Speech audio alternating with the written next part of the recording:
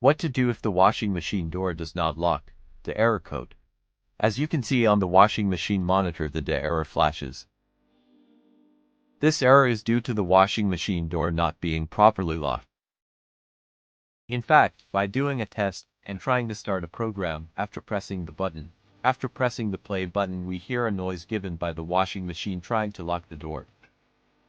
At the same time, we also notice the failure to light up the closing light of the door and the flashing of the error code on the display. What we need to do is replace the door.